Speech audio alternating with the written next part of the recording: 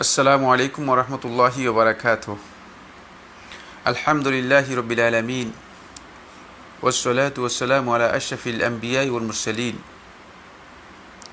নবিয়িনা মুহাম্মাদিন ওয়া আলা আলিহি ওয়া আসহাবিহি ওয়া মান তাবি'আহুম বিইহসান ইলা ইয়াউমিদ্দিন ওয়া বা'দ।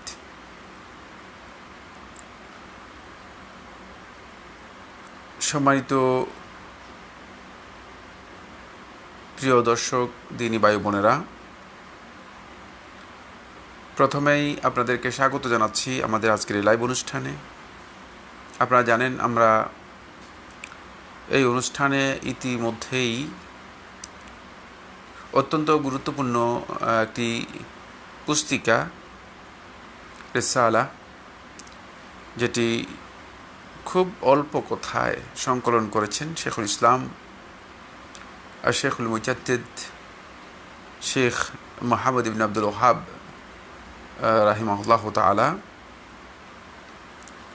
মাত্র 6টি মূলনীতির উপর, ইসলামের মৌলিক 6টি মূলনীতিকে তিনি তুলে ধরেছেন তার এই কিতাবের মধ্যে, এবং এর নাম দিয়েছেন আল উসুল সিত্তা। আমরা গত আলোচনায় এর মূল যে বক্তব্যটি শেখ রাহিমাহুল্লাহ তাআলা এর, সেটা আপনাদের সামনে সারসংক্ষেপ অথবা এর ভাবানুবাদ আপনাদের সামনে তুলে ধরেছি, মর্ম কথা তুলে ধরেছি। আজকে আমরা এখানে ব্যাখ্যায় যাব। ব্যাখ্যাটি অত্যন্ত গুরুত্বপূর্ণ এবং দীর্ঘ একটি আলোচ্য বিষয়। বন্ধুগণ, এখানে যে মূলনীতিটি তিনি দৃষ্টি আকর্ষণ করেছেন শেখ রাহিমাহুল্লাহ তাআলা, তিনি খুব অল্প কথায় মৌলিক বিষয়গুলোকে তুলে ধরেন তার বক্তব্যের মধ্যে।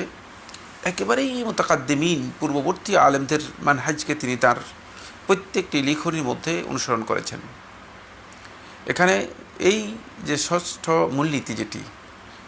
মূলনীতি যেটি তিনি উল্লেখ করেছেন, সেটা হচ্ছে আমাদেরকে কোরআন হাদিস জানতে হবে এবং কোরআন হাদিস পড়তে হবে, কোরআন হাদিস বুঝতে হবে, কোরআন হাদিস মানতে হবে। মানে এই দুটি জিনিস আমাদেরকে অবশ্যই এর সাথে সম্পৃক্ত হতে হবে।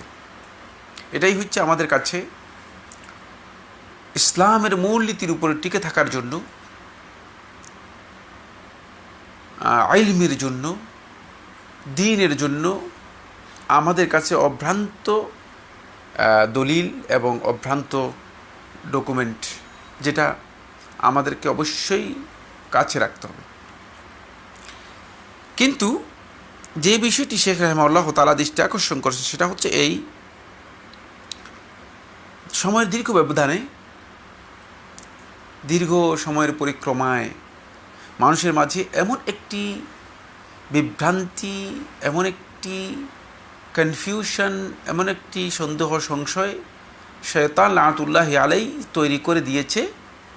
সেটি হচ্ছে এই, শয়তান এই কথা প্রচার করে দিয়েছে, অপপ্রচার করে দিয়েছে তার প্রপাগান্ডার মাধ্যমে, যাতে করে মানুষদেরকে কোরআন হাদিস থেকে বিচ্যুত করা যায়, যাতে করে মানুষদেরকে কোরআন হাদিসের এই উৎস থেকে দূরে সরিয়ে নিয়ে যায়।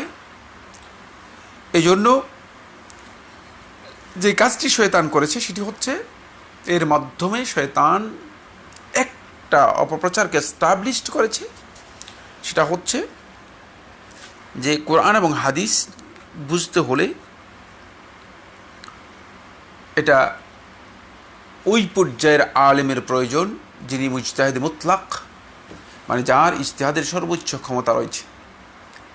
অন্যথায় মুজতাহিদি মুতলাক পর্যায়ের যদি আলেম না হয়, তাহলে কোরআন হাদিস বুঝার ক্ষমতা নেই, তিনি বুঝতে পারবেন না। ফলে কোরআন এবং হাদিস হয়ে গিয়েছে বরকতের কিতাব, কোরআন এবং হাদিস হয়ে গিয়েছে শুধুমাত্র তিলাওয়াতের জন্য, কোরআন এবং হাদিস হয়ে গিয়েছে শুধুমাত্র ইস্তেশফা এর জন্য, আরোগ্য লাভ করার জন্য, মানে যার মাধ্যমে আল্লাহর বান্দাগণ শুধুমাত্র আরোগ্য লাভ করতে পারবে। কোরআন এবং হাদিস হয়ে গিয়েছে শুধুমাত্র আমাদের কাছে যে ডিগ্রি লাভ করার জন্য, আলেম সাজার জন্য একটা মাধ্যম। এরপরে কোরআন এবং হাদিস আমরা স্টাডি করে থাকি কেন?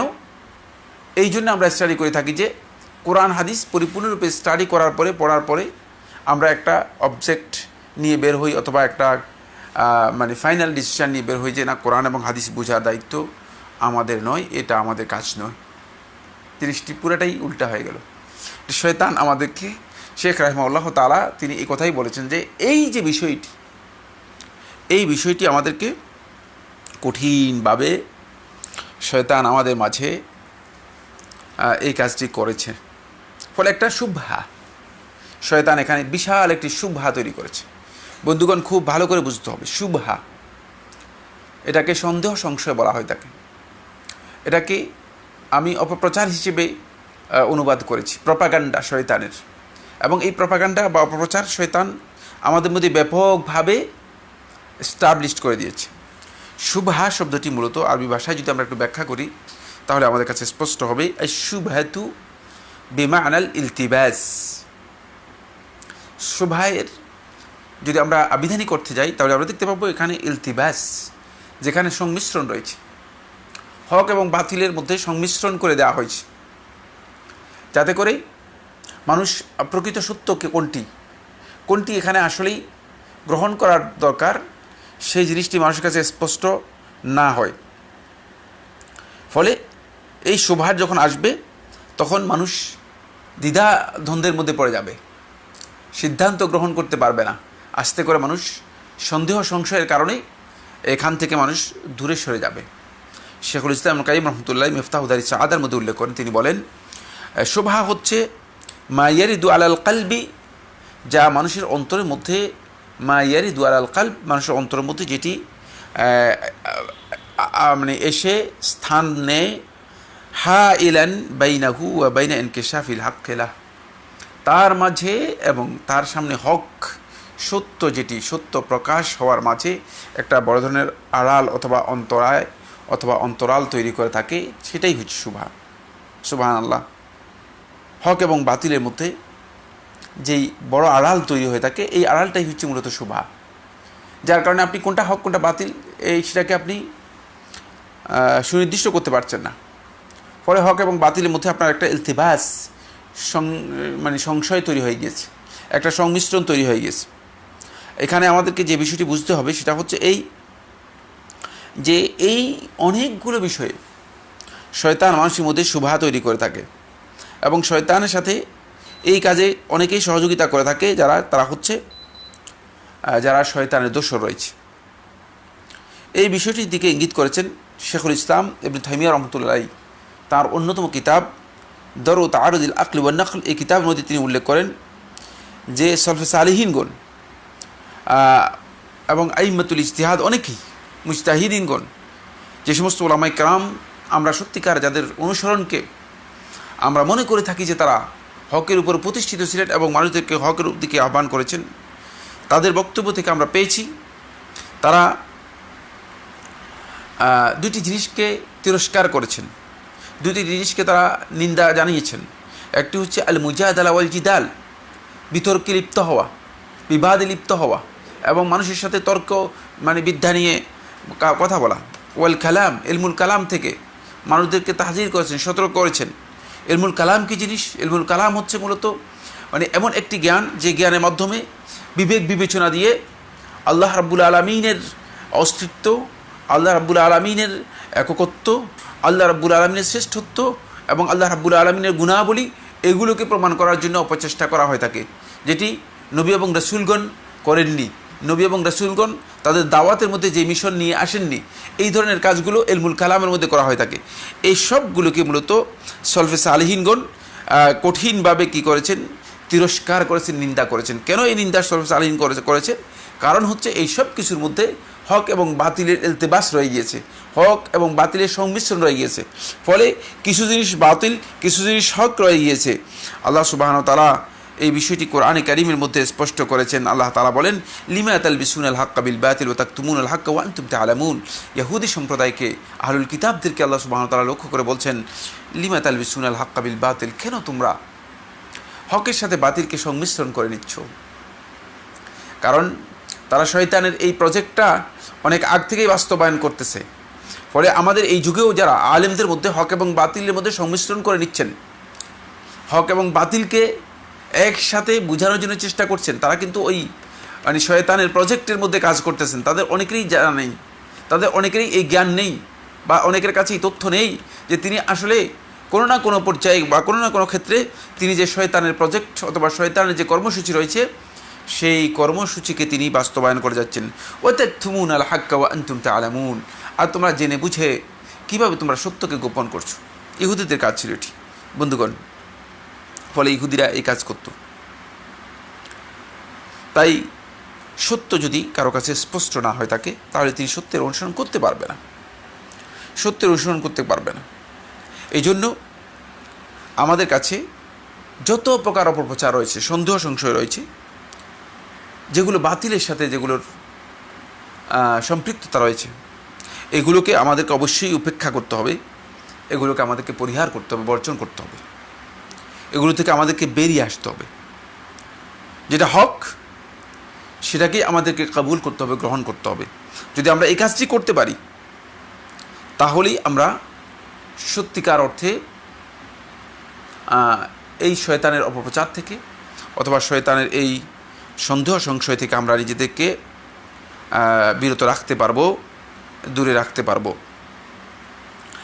এরপরে যে বিষয়টি আমাদের সামনে শেখ রাহিমাহুল্লাহ তাআলা তিনি তুলে ধরেছেন, সেটা হচ্ছে এই, তিনি বলেন যে এই যে সন্দেহ সংশয় তৈরি করেছে শয়তান, যে কাজগুলোর মধ্যে সন্দেহ সংশয় তৈরি করেছে, এর কারণ হচ্ছে শয়তান যাতে করে এর মাধ্যমে হক থেকে মানুষদেরকে দূরে সরাতে পারে, বাতিলের দিকে মানুষদেরকে দ্রুত নিয়ে যেতে পারে। এজন্য শয়তান এখানে অনেকগুলো বিভ্রান্তির কথা আমাদের মধ্যে তৈরি করে দিয়েছে, যাতে করে আমরা এই বাতিল যখন আমাদের সামনে আসবে, সন্দেহ সংশয় যখন আমরা এর মুখোমুখি হয়ে যাব, তখন আমরা অনেকেই মনে করব যে না, এখানে মনে হয় হক এইটাই। ফলে কোরআন এবং হাদিস থেকে, হক থেকে আমরা নিজেদেরকে অনেক অনেক দূরে আমরা সরিয়ে নিয়ে যাব, এইটাই এখানে বলা হয়েছে। দ্বিতীয় নম্বর যে বক্তব্যটি, সেটা হলো বন্ধুগণ, এটি স্পষ্ট হওয়া দরকার। মুজতাহিদ মুতলাক যিনি রয়েছেন, মুজতাহিদ মুতলাক ছাড়া আর কেউ কি কোরআন এবং হাদিস বুঝতে পারবে না? এর জন্য কি আদৌ মুজতাহিদ মুতলাকের জন্য শর্ত রয়েছে? ফলে শয়তান এখানে এসে একটা নতুন আরেকটি কৌশল অবলম্বন করেছে। সেই কৌশল হচ্ছে এই, যেহেতু শয়তান কোরআন এবং হাদিস বুঝতে আমাদেরকে বাধা দিচ্ছে এই বক্তব্যের মাধ্যমে যে মুজতাহিদ মুতলাক ছাড়া কোরআন হাদিস বুঝতে পারবে না, মানে যে ইজতিহাদের সর্বোচ্চ পর্যায়ে উত্তীর্ণ হয়েছে, তারা মুজতাহিদ মুতলাক হওয়ার জন্য অনেকগুলো শর্ত আরোপ করেছে। এই শর্তগুলো যাদের মধ্যে পাওয়া যাবে, সেই ব্যক্তি ছাড়া কোরআন এবং হাদিস কেউ বুঝতে পারবে না। ফলে শয়তান এখানে এসে আমাদেরকে আরেকটি আমাদের মধ্যে ধূম্রজাল তৈরি করেছে। সেই ধূম্রজালটি কি আমার বন্ধুগণ? সেটা হচ্ছে শয়তান লানতুল্লাহ আলাইহি, সে চালাকি করে, বুদ্ধি করে আমাদের উপর যেটা ফরজ নয়, যেটা আল্লাহ এবং তার রাসূল আমাদের উপর কখনো ফরজ করেননি, প্রশ্নই আসে না। আল্লাহ এবং তার রাসূল আমাদের কোরআন এবং সুন্নাহর কথা বলেছেন, আমাদের কোরআন এবং সুন্নাহর উপর রেখে গিয়েছেন। তারাকতু ফিকুম আমরাইন লান তাদিল্লু মা ইন তামাসসাকতু বিহিমা কিতাবাল্লাহি ওয়া সুন্নতি, যে তোমাদের কাছে দুটি জিনিস রেখে যাচ্ছি, লান তাদিল্লু মা ইন তামাসসাকতু বিহিমা, যদি তোমরা এই দুটাকে আঁকড়ে ধরো তোমরা কখনো বিভ্রান্ত হবে না, পথভ্রষ্ট হবে না। কিতাবাল্লাহি ওয়া সুন্নতি, আল্লাহর কিতাব এবং আমার সুন্নাত। সুতরাং কোরআন এবং হাদিস ছাড়া আল্লাহ এবং তার রাসূল আর অন্য কিছু রেখে যাননি। কিন্তু দেখা গিয়েছে শয়তান লানতুল্লাহ আলাইহি আমাদের উপর আরেকটা জিনিসকে ফরজ করে দিয়েছেন। সেই ফরজটা হচ্ছে এই যে আত-তাকলিদ, যে একদল আলেমের অন্ধ অনুসরণটাকে আমাদের উপর ফরজে আইন করে দিয়েছে। এর অর্থটা কি? এর অর্থ হচ্ছে ওই আলেমকে আপনি দিন হিসেবে গ্রহণ করলেন।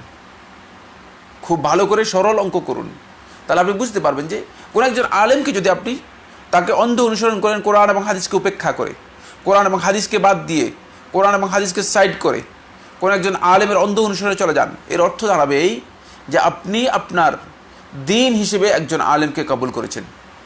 আদৌ কি এই কাজটি গ্রহণ করা বা এই কাজটি আপনার জন্য বৈধ হতে পারে? আর এটা ফরজ হওয়ার প্রশ্নই আসে না, কারণ ফরজ করেছে শয়তান লানতুল্লাহ আলাইহি। কত সালে এটা ফরজ করেছে? কিভাবে এটা ফরজ হয়েছে? কোন দলিলের ভিত্তিতে এটা ফরজ হয়েছে? কারা ফরজ করেছেন? আদৌ কি ওই আইম্মাতুল ইজতিহাদ যারা ছিলেন, যারা আমাদের বড় বড় ইমাম ছিলেন, মুজতাহিদ ছিলেন, আদৌ কি তারা কেউ এটা ফরজ করেছেন? এই প্রশ্ন এখানে আসে যাবে। কখনো না আমাদের ইমামগণ এটি ফরজ করেননি।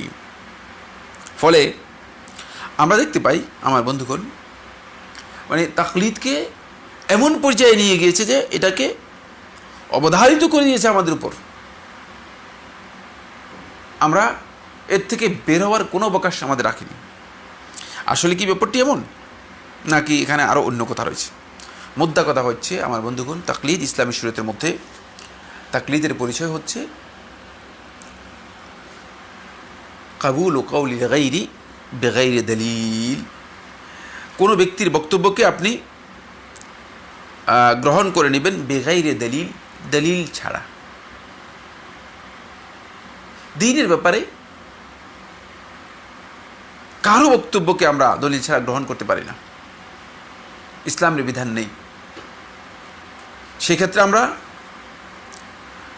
যে কোনো বক্তব্যই যদি আপনি গ্রহণ করেন, আপনাকে অবশ্যই দলিল সম্পর্কে তার কাছ থেকে হয়তো জেনে নিতে হবে, অথবা আপনি জানার জন্য চেষ্টা করবেন। কিন্তু যদি আপনি তার বক্তব্য গ্রহণ করেন আর তিনি দলিলের ভিত্তিতে বলে থাকেন, তাহলে আপনি সেটাকে গ্রহণ করতে পারেন। কিন্তু দলিল ছাড়া একেবারেই অন্ধ অনুসরণ করার মাধ্যমে বা অন্ধত্বের মাধ্যমে যদি আপনি তার বক্তব্যকে গ্রহণ করেন, তাহলে তার বক্তব্য আপনি তার বক্তব্যকে দ্বীন হিসেবে গ্রহণ করে নিলেন। এর কোনো ভিত্তি নেই, এর ইসলামের কোনো ভিত্তি নেই। এই ধরনের তাকলিদ ইসলামী শরীয়তের মধ্যে দুই প্রকার। বন্ধুগণ, খুব ভালো করে জেনে নিন, বিষয়গুলো আমরা স্পষ্ট করতে চাই। প্রথম প্রকার হচ্ছে আত তাকলিদুল মুহাররাম, হারাম তাকলিদ, যেটি সমস্ত উলামায়ে কেরামের ঐক্যমতে হারাম। এখানে যদি কেউ দ্বিমত পোষণ করে থাকেন, তিনি না বুঝে দ্বিমত পোষণ করেছেন। সেটা হচ্ছে হুয়া তাকলিদ আল্লাযী ইউআরিদু ওয়া ইউখালিফুল কিতাব ওয়াস সুন্নাহ ওয়াল ইজমা।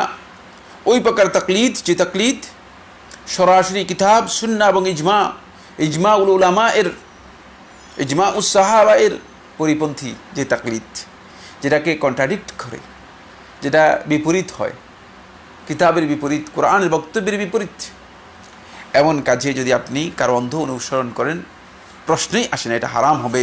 এটাকে ফরজ বলা তো দূরের কথা, এটি হারাম হবে। শেখুল ইসলাম ইবনে তাইমিয়া রাহমাতুল্লাহ আলাইহি বলেন, তিনি বলেন ওয়াল মাকসুদ হুনা, এখানে উদ্দেশ্য হচ্ছে আন্না তাকলিদ আল মুহাররাম বিন-নাস ওয়াল ইজমা আন ইউআরিদা কাওলাল্লাহি ওয়া রাসূলিহি আলাইহি সাল্লাতু ওয়াস সালাম বিমা ইউখালিফু যালিকা কাইনাম মান কানা আল মুখালিফ লিযালিকা হাযা হুয়া আল মুহাররাম। এটা হারাম। বলেন যে তাকলিদুল মুহাররাম, হারাম তাকলিদ হচ্ছে ওই তাকলিদ যে তাকলিদের মাধ্যমে আল্লাহ এবং তার রাসূলের যে বক্তব্য রয়েছে, এই বক্তব্যের বিরোধিতা করা হয় তাকে। সেই ক্ষেত্রে মুখালিফ, বিরোধী বা এর বিরুদ্ধে যিনি বক্তব্য দিয়েছেন, তিনি যেই হোক না কেন, কারণ তিনি রাসূল সাল্লাল্লাহু আলাইহি ওয়াসাল্লাম থেকে বড় দুনিয়ার কোনো আলেম এটা সাব্যস্ত করতে পারবে না।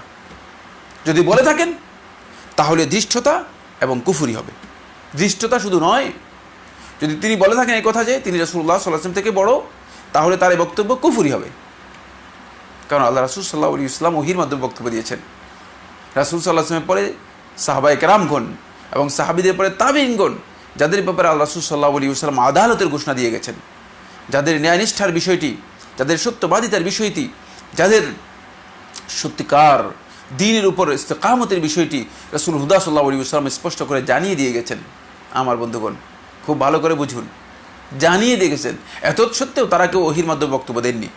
তাদের বক্তব্যের মধ্যে তারা নিজেদের চিন্তার মাধ্যমে বক্তব্য দিয়েছেন। তাই এই ক্ষেত্রে সুস্পষ্ট বক্তব্য হচ্ছে, কাউকে আপনি প্রাধান্য দিতে পারবেন না আল্লাহ রাসূল সাল্লাল্লাহু আলাইহি ওয়াসাল্লামের বক্তব্যের উপর অথবা আল্লাহর বক্তব্যের উপর। যদি আপনি প্রাধান্য দিয়ে থাকেন, তাহলে এই কাজটি হারাম হবে। এখানে একটি মাসআলা আমাদেরকে জানতে হবে, সেটা হচ্ছে এই সকল প্রকার তাকলিদ কিন্তু ইসলামী শরীয়তের মধ্যে হারাম নয়। এখান থেকে আমরা বুঝতে পেরেছি যে তাকলিদ হারাম, আমি স্পষ্ট করে দিলাম। তাহলে কি কোন প্রকারের তাকলিদ ইসলামী শরীয়তের মধ্যে জায়েজ রয়েছে, সেটাও আমাদেরকে জানতে হবে। ইসলামী শরীয়তের মধ্যে এক প্রকারের তাকলিদ জায়েজ রয়েছে। এর দুটি সূরত রয়েছে বন্ধুগণ, এটাও আমি আপনাদের কাছে স্পষ্ট করে বলে দেব। তাকলিদ এর সংজ্ঞা আমি দিয়েছি, আপনাদেরকে খুব ভালো করে আবার বুঝতে হবে। কাবুল ও কাউলিল গাইরি বিলা দলিল অথবা বিলা হুজ্জা, কোনো ধরনের দলিল না জেনেই কোনো ব্যক্তির কথা গ্রহণ করে নেয়া, কোনো ব্যক্তির কথা অনুসরণ করা অথবা মেনে নেয়া, এটাকে তাকলিদ বলা হয়। তাকে আমরা অনেক দীর্ঘ আলোচনা সেখানে যেতে চাই না, যেহেতু এই মাসআলাগুলো অনেক বিস্তর আলোচনার দাবি রাখে, বিস্তর বক্তব্য রয়েছে। এক্ষেত্রে শেখুল ইসলাম ইবনে তাইমিয়া রাহমাতুল্লাহ আলাইহি বলেন, তিনি মাজমু ফাতাওয়ার মধ্যে বলতেছেন, ওয়াল্লাযী আলাইহি জুমহুরুল উম্মাহ, যে বিষয়ে বা যে বক্তব্যের উপর জুমহুরুল উম্মতের অধিকাংশ ওলামা প্রায় সমস্ত ওলামায়ে কেরাম যার উপর প্রতিষ্ঠিত, সেটা হচ্ছে আন্নাল ইজতিহাদ জায়েজুন ফিল জুমলাতি, যে সামগ্রিকভাবে ইজতিহাদ জায়েজ, ইজতিহাদ সামগ্রিকভাবে জায়েজ, কিয়ামত পর্যন্ত ইজতিহাদ জায়েজ। সুতরাং ইজতিহাদের দরজা বন্ধ হয়ে গিয়েছে, এই বক্তব্য একেবারেই কোরআন এবং সুন্নাহ বিরোধী বক্তব্য। এই বক্তব্য সত্যিকার অর্থে কোনো আলেমের বক্তব্য নয়, কোনো যুগে কোনো আলেমের বক্তব্য এটি নয়। এটি যদি কেউ বক্তব্য দিয়ে থাকেন তিনি সত্যিকার মুতাআসসিব অথবা সত্যিকার মুতাহাম্মিক, অথবা তার মধ্যে বিভ্রান্তি আছে, ইজতিহাদ জায়েজ ফিল জুমলা এটি কমনলি, অথবা আমরা বলতে পারি যে সামগ্রিকভাবে এটা জায়েজ। ওয়া তাকলিদু জায়েজুন ফিল উম্মাহ, এবং তাকলিদু জায়েজ মুসলিম উম্মাতের মধ্যে ইসলামী শরীয়ত অনুযায়ী তাকলিদ জায়েজ, কিন্তু ওয়ালা ইউজিবুন আল ইজতিহাদ আলা কুল্লি আহাদিন, এটা খুব গুরুত্বপূর্ণ বিষয়। প্রত্যেকেই ইজতিহাদ করতে হবে, প্রত্যেকের উপর ইজতিহাদ ওয়াজিব, এই বক্তব্য কোনো যুগে ওলামায়ে কেরামদের মধ্যে কেউ দেয় নাই। ওয়ালা ইউজিবুনা আল ইজতিহাদ আলা কুল্লি আহাদিন, প্রত্যেকের উপর ইজতিহাদকে ওয়াজিব করে দেন, এটা কেউ বলেন না। ওয়া ইউহারিমুনা তাকলিদ, অনুরূপভাবে প্রত্যেকের উপর তাকলিদকে হারাম করে দেন, এই ধরনের বক্তব্য কেউ কোনো যুগে দেন নাই। ওয়ালা ইউজিবুনা তাকলিদ আলা কুল্লি ওয়াহিদ, এবং প্রত্যেকের উপর তাকলিদটাকে ওয়াজিব করে দিয়েছেন, এটাও কেউ বলেন নাই। ওয়া ইউহারিমুনা আল ইজতিহাদ, আর ইজতিহাদও সবার উপর হারাম করে দিয়েছেন, এই ধরনের বক্তব্য সাব্যস্ত হয় নাই। বরং যেটা তারা করেছেন ওলামায়ে কেরামগণ যার উপর যেই মূলনীতির উপর ছিলেন, সেটা হচ্ছে এই আন্নাল ইজতিহাদ জাইজুন লিল কাদিরি আলাল ইজতিহাদ, যার ইজতিহাদ করার মতো সামর্থ্য রয়েছে, ইজতিহাদ করার মতো যার কাছে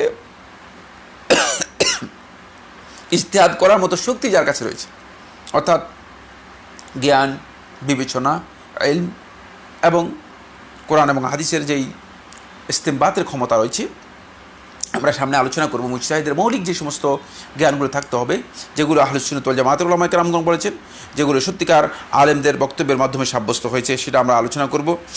আমার বন্ধুগণ, যেটি বলতেছিলাম সেটা হলো এই যে ইজতিহাদের বিষয়টি আমরা দেখতে পাচ্ছি যে উলামায়ে কেরামগণ এই কথা বলেছেন যে ইজতিহাদটা কমনলি সকলের উপর হারাম, এই বক্তব্যটা সঠিক নয়।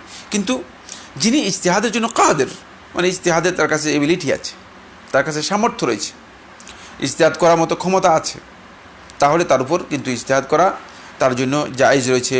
এটা হচ্ছে জুমহুর উলামায়ে কেরামের বক্তব্য। আসুন, এরপরে তিনি বলেছেন ওয়াত তাকলিদু জায়েজুল লিল আজিজ আনিল ইজতিহাদ, আর তাকলিদ ওই ব্যক্তির জন্য জায়েজ আল আজিজ আনিল ইজতিহাদ, যে ইজতিহাদ করতে অক্ষম, সে ইজতিহাদ করতে কোনো না কোনো কারণে অক্ষম, তার জন্য তাকলিদ করাও জায়েজ। কোনো কারণে যদি তিনি তাকলিদ করতে চান, তার জন্য তাকলিদ জায়েজ রয়েছে, যেহেতু তিনি ইজতিহাদ করতে পারেননি বা তার ইজতিহাদের সুযোগ হয়নি। এখান থেকে দুইটি মাসআলা আমাদের কাছে স্পষ্ট হচ্ছে। এক নম্বর মাসআলা হচ্ছে বন্ধুগণ, সেটা হলো এই যে আল আজজ যদি কোনো কারণে এসে যায়, তাহলে মুজতাহিদ ব্যক্তিও তিনি কি করতে পারবেন? ইজতিহাদ করতে পারবেন, তাকলিদ করতে পারবেন। যে মাসআলা তিনি ইজতিহাদ করতে পারেন নাই, কোরআন হাদিসের স্টাডি করতে পারেন নাই, তিনি যে কোনো একজন আলেমের বক্তব্য নিতে পারবেন, যেহেতু আমলের জন্য প্রয়োজন। যে কোনো একজন আলেমের মাসআলা অনুযায়ী তিনি ফতোয়া দিতে পারবেন। আরেকজন হচ্ছে জাহালের কারণে যদি কারো আজিজ এসে যায়, মূর্খতার কারণে, হুকুম না জানার কারণে যদি কারো অক্ষমতা এসে যায়, তাহলে তার জন্যও ইজতিহাদ করা, তাকলিদ করা জায়েজ রয়েছে। এখান থেকে আমরা আলেমদের এই বক্তব্যগুলো থেকে আমরা যেটা বুঝতে পেরেছি, শেখুল ইসলাম ইবনে তাইমিয়া রাহমাতুল্লাহি আলাইহির বক্তব্য থেকে স্পষ্ট, আন্নান-নাস লাইসু কুল্লাহুম ফি রুতবাতিন ওয়াহিদা, যে মানুষ সবাই একই স্টেজের না, একই স্তরের না। ফামান ইস্তাজমা আলিয়াতান ওয়া আহলিয়াতান নাযর ফি আদিল্লাতি, যে ব্যক্তি দলিলের গবেষণা করার মতো, দলিল বুঝার মতো, দলিল থেকে ইস্তিমবাত, মাসআলা উদ্ঘাটন, হুকুম উদ্ঘাটন করার মতো ক্ষমতা রাখে, লা ইয়াজুজু লাহু আন ইউকাল্লিদ, তার জন্য তাকলিদ করা জায়েজ নেই। বাল ইয়াজিবু আলাইহি আন ইয়ানদুর, তার জন্য জায়েজ রয়েছে, সে তার উপর ওয়াজিব হচ্ছে সে এখানে গবেষণা করবে, চিন্তা করবে।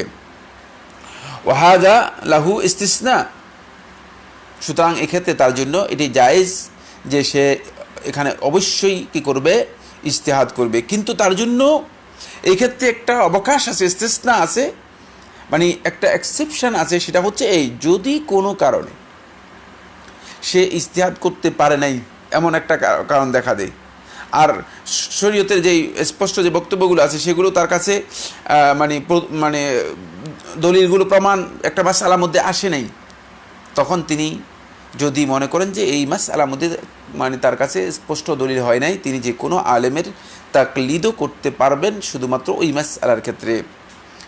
এই কথাটাকেই ইবনুল কাইয়িম রহমতুল্লাহ আলাইহি তিনি ইমাম আহমদ ইবনে হাম্বল রহমতুল্লাহ আলাইহির মাসাইলের মধ্যে বর্ণনা করেছেন। মাসাইলের মধ্যে এসেছে যে ইমাম আহমদ ইবনে হাম্বল রহমতুল্লাহ আলাইহি বিভিন্ন মাসআলার মধ্যে যখন তাকে প্রশ্ন করা হয়েছে, তখন তিনি উত্তরের মধ্যে কথা বলছেন। তার মাসআলার মধ্যে এসেছে ইয়াকুল, তিনি বলেন লাইসা লি ইনদি ফিহা দলিল, যে এই মাসআলার মধ্যে আমার কাছে কোনো দলিল নেই। ওয়ানা উকাল্লিদু শাফিঈ, এই মাসআলার মধ্যে আমি শাফিঈর বক্তব্যটা গ্রহণ করেছি। তাহলে এবার বুঝেন, ইমাম আহমদ ইবনে হাম্বল রহমতুল্লাহ যখন তার কাছে দলিল নেই, তখন তিনি বলতেছেন যে আমার কাছে এই মাসআলার মধ্যে দলিল নেই, আনা উকাল্লিদু শাফিঈ, আমি শাফিঈর বক্তব্য গ্রহণ করব। হাযাল ইমাম শাফিঈ। আবার দেখতে পাই ইমাম শাফিঈ রহমতুল্লাহ যখন কোনো মাসআলা সম্পর্কে জিজ্ঞেস করা হয় হজের ব্যাপারে, ইয়াকুল, তিনি কথা বলেছেন হাযী লাইসা ইনদি ফিহা দলিল, যে এই মাসআলার মধ্যে আমার কাছে এই মুহূর্তে কোনো দলিল নাই। ওয়া আনা উকাল্লিদু ফিহা আতা, আমি এই মাসআলার মধ্যে আতা ইবনে আবি রাবাহের বক্তব্যকে গ্রহণ করেছি। তাহলে এখান থেকে বোঝা যাচ্ছে যদি কোনো মুজতাহিদও তার কাছে দলিল স্পষ্ট না হয়, সময়ের কারণে তিনি যে কোনো আলেমের বক্তব্য গ্রহণ করতে পারেন, কিন্তু সেটা আইজের কারণে, যেহেতু ইজতিহাদে তিনি অবকাশ পাননি। তাহলে দুইটি সূরতে মূলত ইজতিহাদ জায়েজ রয়েছে। একটা সূরত হচ্ছে যদি মুজতাহিদ কোনো কারণে আজেজ অক্ষম হয়ে যান, তার কাছে দলিল স্পষ্ট না হয়, তাকে তিনি যে কোনো আলেমের বক্তব্যকে গ্রহণ করতে পারবেন।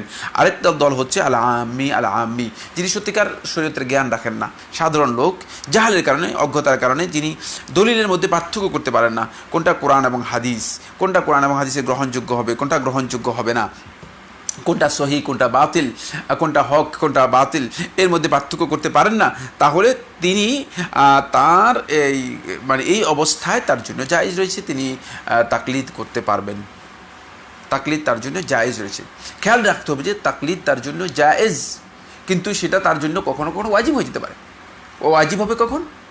যখন তার কাছে এই অনুসরণ ছাড়া, এই বক্তব্য মেনে নেওয়া ছাড়া তার কাছে আমল করার জন্য আর কোনো কিছুই তার কাছে নেই, তখন তার উপর ওয়াজিব হয়ে যাবে। কারণ তিনি আমল তো অবশ্যই করতে হবে, তখন ওই বক্তব্য তার জন্য ওয়াজিব হয়ে যাবে।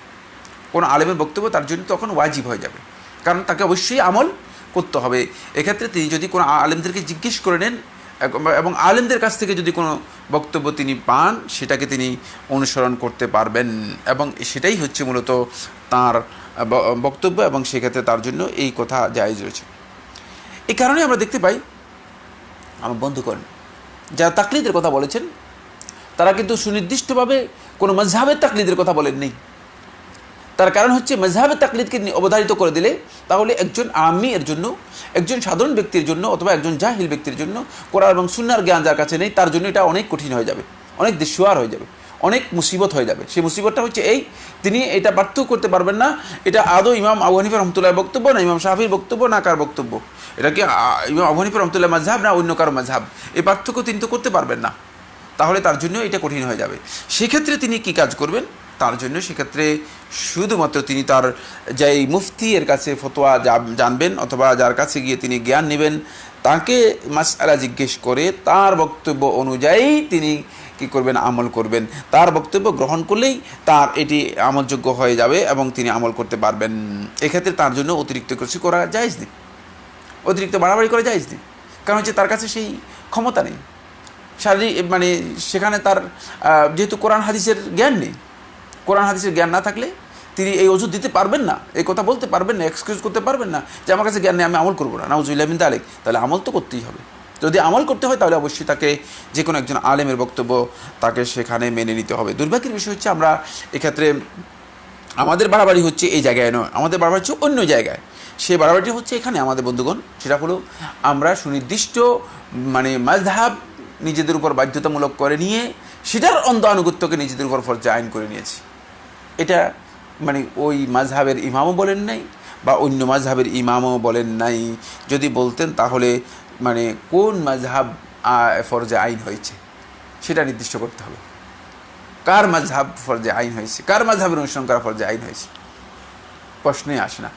ইসলামী শরীয়তের এমন কোনো বিধান নেই যে বিধানের মধ্যে আপনি বলবেন যে 100 আলেমের মাযহাবকে অনুসরণ করার, মানে আপনি কি আব্দুর রহমান আউজাঈর মাযহাবের অনুসরণ করবেন? আপনি কি লাইস ইবনে সাদ আল মিসরি রহমতুল্লাহ আলাইহির মাযহাবের অনুসরণ করবেন? আপনি কি সুফিয়ান আস-সাউরি রহমতুল্লাহ আলাইহির মাযহাবের অনুসরণ করবেন? আপনি কি আবু হানিফা রহমতুল্লাহ উস্তাদ হাম্মাদ ইবনে আবু সুলাইমান রহমতুল্লাহ আলাইহির মাযহাবের অনুসরণ করবেন? আপনি কি ইব্রাহিম আন-নাখাই মানে হাম্মাদ ইবনে আবু সুলাইমানের উস্তাদ তার মাযহাবের অনুসরণ করবেন? প্রশ্নই আসবে। তাহলে সেখানে গিয়ে আপনি প্রশ্নের উত্তর দিতে আপনি ব্যর্থ হবেন। তার কারণ হচ্ছে কার মাযহাব আপনি ফরজে আইন সাব্যস্ত করবেন। এক্ষেত্রে একজনের মাযহাবেই আপনাকে অনুসরণ করতে হবে, যার কাছে আপনি গেলে আপনি মনে করেন যে কোরআন এবং হাদিসের বক্তব্য তিনি আপনার কাছে দিবেন, সে আলেমের বক্তব্য আপনি গ্রহণ করতে পারেন। যদি আপনার কাছে জাহাল, কোনো না কোনো কারণে আপনার শরীয়তের জ্ঞানের ব্যাপারে মূর্খতা থেকে যায়, আর এটা আত-তাকলিদুল জাহিলি লা লিল আলিম ওয়াল কাদিরি আলাল ইজতিহাদ। আলিম ব্যক্তির জন্য অথবা আল কাদির আলাল ইজতিহাদ, ইজতিহাদের উপর সক্ষম ব্যক্তির জন্য কোনোভাবেই আমার বন্ধুগণ তাকলিদ জায়েজ নেই, বরং তার জন্য তাকলিদ হারাম। শুধু একটি ন্যারো পয়েন্টে আমি বলেছি তার জন্য তাকলিদ জায়েজ রয়েছে, ওয়াজিব নয়। তার জন্য তাকলিদ জায়েজ রয়েছে, ওয়াজিব নয়। আবার বলছি, সেটা হলো, ওই পয়েন্টটি হলো, যদি সে মানে কোরআন হাদিস ঘাঁটার মতো সময় না পায়, কোনো না কোনো কারণে অক্ষম হয়, তাহলে সে কোনো আলেমের বক্তব্য নিতে পারে, সেই আলেমের মানে দলিলকে সামনে রেখে সে আলেমের বক্তব্য গ্রহণ করতে পারে। কিন্তু আর তাকলিদুল জাহিল, তাই সমস্ত উলামায়ে কেরামের বক্তব্য হচ্ছে তাকলিদ হচ্ছে জাহেলের জন্য, ওয়াল মুকাল্লিদু জাহিলুন, আল মুকাল্লিদ ব্যক্তি হচ্ছে প্রকৃত জাহিল ব্যক্তি হচ্ছে মুকাল্লিদ। সুতরাং এটি আলেমদের জন্য নয়, এটা আমাদেরকে খুব ভালো করে বুঝিয়ে নিতে হবে। এবার আমরা যে বিষয়টি আপনাদের সামনে তুলে ধরার জন্য চেষ্টা করছি বন্ধুগণ, সেটা হচ্ছে এখানে এই মাসআলার মধ্যে আমরা দেখতে পাই যে এই শুবহাটা শয়তান যখন মানুষের মধ্যে ব্যাপকভাবে প্রচার প্রসার করেছে, তখন আমাদের অনেকেই এই প্রশ্ন নিয়ে এসেছেন। সেটা হচ্ছে এই যে কোরআন হাদিস আমাদেরকে কি বুঝতে হবে, আদৌ কি বোঝার প্রয়োজন আছে? ইন্না লিল্লাহি ওয়া ইন্না ইলাইহি রাজিউন। আল্লাহ সুবহানাহু ওয়া তাআলা কোরআন কারীমে একটি আয়াত অবতীর্ণ করেন নাই যে আল্লাহর বান্দাগণ কোরআন এই আয়াত বুঝবে না, এই আয়াত থেকে হিদায়াত নিবে না। কোরআন কারীমের আয়াতগুলো হিদায়াতের জন্য। রাসূলুল্লাহ সাল্লাল্লাহু আলাইহি ওয়াসাল্লামের বক্তব্যগুলো এগুলো হিদায়াত এবং আমলের জন্য। এগুলো থেকে আপনি শিফা নিন, অসুবিধা নেই। এগুলো থেকে আপনি বরকত নিন, আল্লাহর কালাম, কোনো অসুবিধা নেই। কিন্তু এগুলোকে আপনি হেদায়েতের বাইরে নিয়ে যাবেন, এগুলোকে আপনি বুঝবেনই না, এটি একেবারেই শয়তানের প্রবঞ্চনা এবং শয়তানের প্ররোচনা, শয়তানের অপপ্রচার। শেখ রাহিমাহুল্লাহ তাআলা বিষয়টি স্পষ্ট করেছেন। তাই শয়তান এখানে দেখা গিয়েছে যে মুজতাহিদি মুতলাকের জন্য এমন কিছু শর্ত আরোপ করেছে, সুবহানাল্লাহ। আমাদের উলামায়ে কেরামগণ, আপনি যদি ফিকহের কিতাব এবং উসুলে ফিকহের কিতাবগুলো দেখেন, আপনার কাছে স্পষ্ট হবে, আপনি বুঝতে পারবেন যে মুজতাহিদি মুতলাকের জন্য এমন কিছু শর্ত আরোপ করা হয়েছে যে শর্ত কোনো যুগে কোনো আলেমের কাছেই পাওয়া যাবে না। এত কঠিন করার কারণ কি? কঠিন করার কারণ হচ্ছে যাতে করে বলা হয় যে না, এই লোকের কাছে এই শর্ত পাওয়া যায় না, তিনি ইজতিহাদ করতে পারবেন না, সুতরাং তার কোরআন হাদিস বোঝার কোনো প্রয়োজন নেই।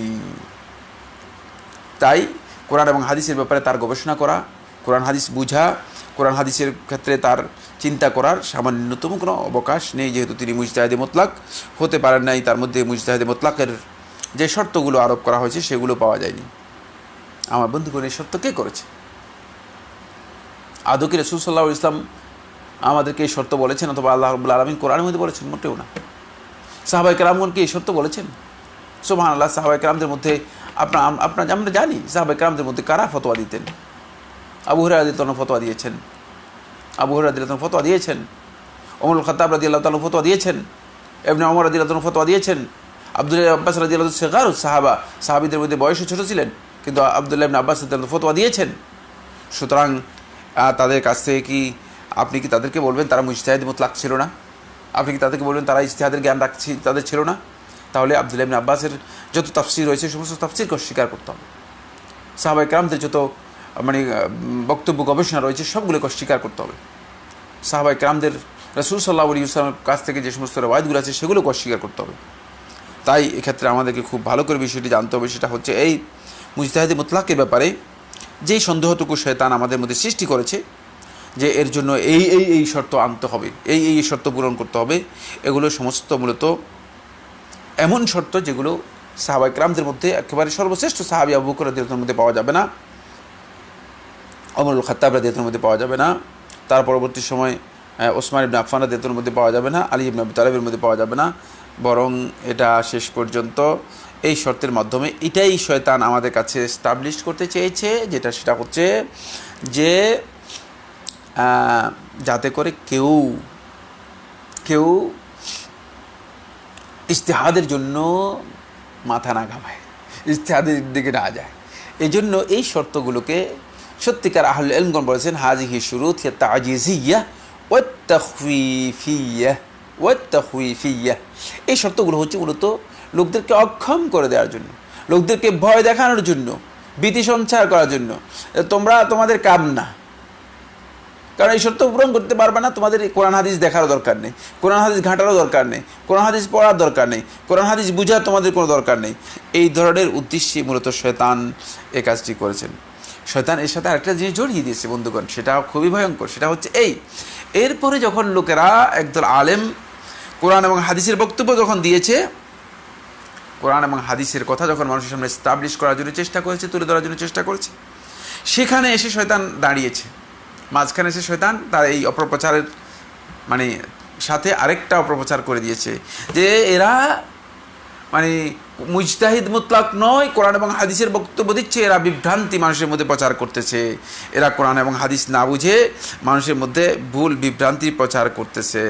ফলে এদের বিরুদ্ধে মানুষদেরকে বলতেছে এরা হয়তো ইহুদির দালাল, হয়তো অমুকের দালাল, হয়তো তমুকের দালাল, অথবা খ্রিস্টানদের দালাল, অথবা মুনাফিক, অথবা এরা মুলহিদ, অথবা এরা ইসলামের বড় দুশমন, অথবা এরা হচ্ছে ইসলামের নামে বিভ্রান্তি সৃষ্টিকারী, এরা ইসলামের নামে মানুষদেরকে পথভ্রষ্ট এবং বিভ্রান্ত করতেছে। তাই এই ব্যাপারে শয়তান যারা সত্যিকার হকের দিকে মানুষদেরকে আহ্বান করছে, সত্যিকার কোরআন এবং হাদিসের যে ওয়াহির বক্তব্য রয়েছে, এই বক্তব্যগুলো মানুষের সামনে তুলে ধরেছে, তখন দেখা গিয়েছে যে এদের নামে বিভিন্ন ধরনের অপপ্রচার, এদেরকে কেউ লামাযহাবী বলে যাচ্ছে, কিন্তু তিনি জানেন না আসলে লামাযহাবী জিনিসটা কি, আদৌ কি লামাযহাবী একটা গালি কিনা। এদের কাউকে বলা হচ্ছে ওয়াহাবি, তিনি জানেন না যে ওয়াহাব আল্লাহ রাব্বুল আলামিনের একটি নাম। এই ওয়াহাবি নাম দিয়ে আল্লাহ রাব্বুল আলামিনকে যদি কেউ গালি দেন, তাহলে তিনি কত বড় কুফরি কাজ করতেছেন, কত বড় ভয়ঙ্কর কাজ করতেছেন, তার কোনো জ্ঞান নেই। মূর্খতার এমন পর্যায়ে তিনি উত্তীর্ণ হয়ে গিয়েছেন। এদের কাউকে তিনি বলতেছেন যে এদেরকে আহলুল খাবিস।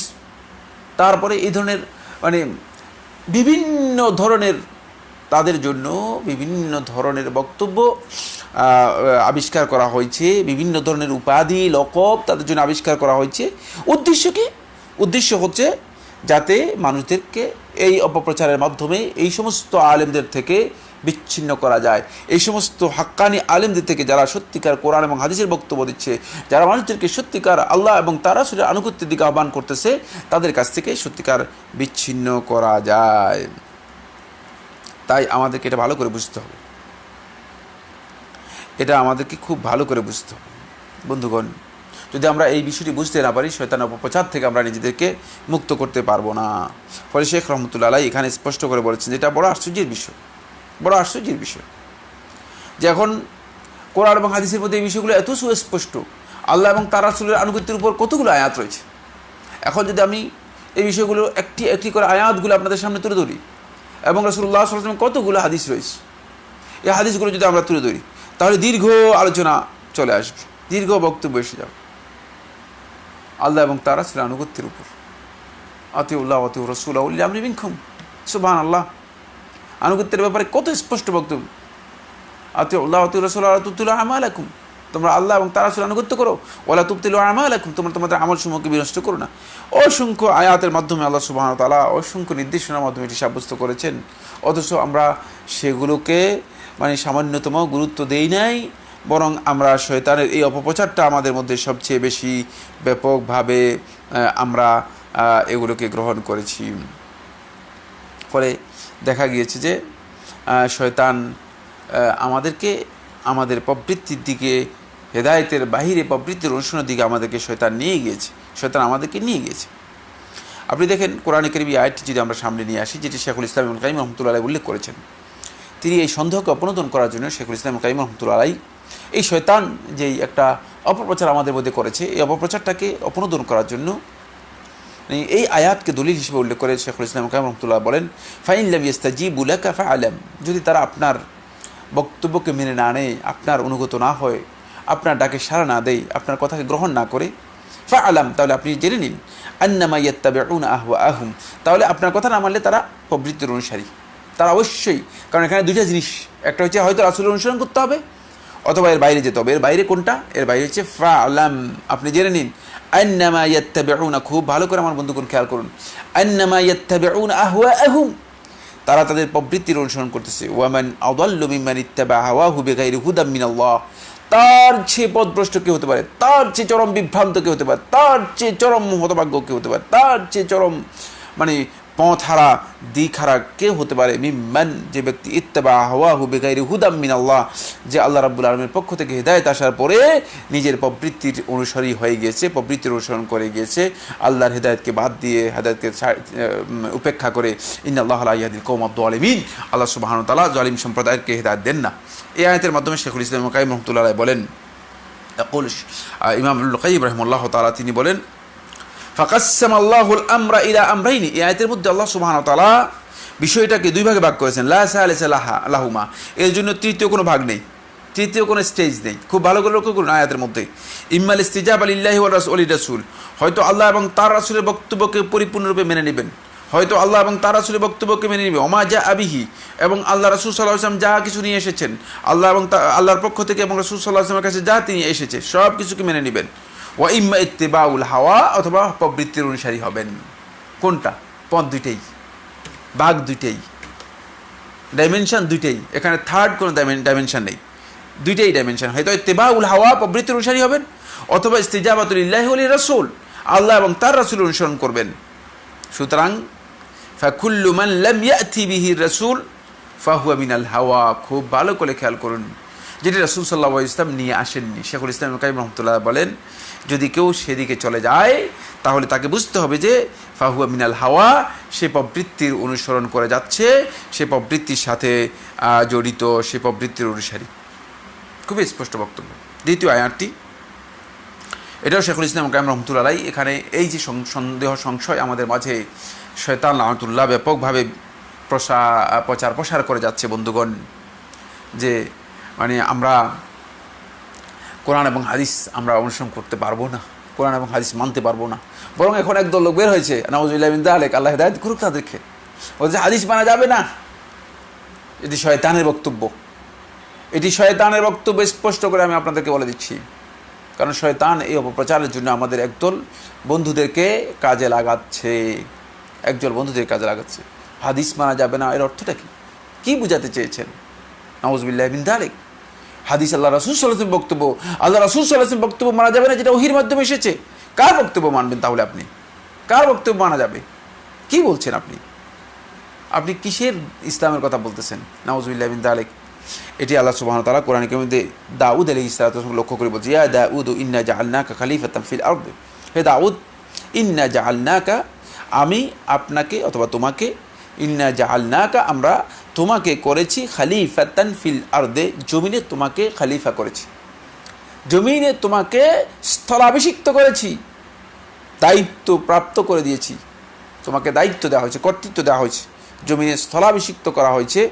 ফাহকুম বাইনান নাসি, সুতরাং তুমি মানুষদের মাঝে হুকুম করবে, ফয়সালা করবে, বিল হক, হকের মাধ্যমে, যেই হক আল্লাহর পক্ষ থেকে অবতীর্ণ হয়েছে, যে হক আল্লাহ রাব্বুল আলামিন তোমাকে নির্দেশ দিয়েছে, তার মাধ্যমে ফয়সালা করবে। ওয়ালা তাত্তাবিল হাওয়া, খবরদার নিজের খাহেশ, নিজের প্রবৃত্তি, নিজের ডিজায়ার, নিজের মন গড়া চিন্তার অনুসরণ করবে না। এটা দাউদ নবীকে বলতেছেন, যার উপরে জাবুর অবতীর্ণ হয়েছে।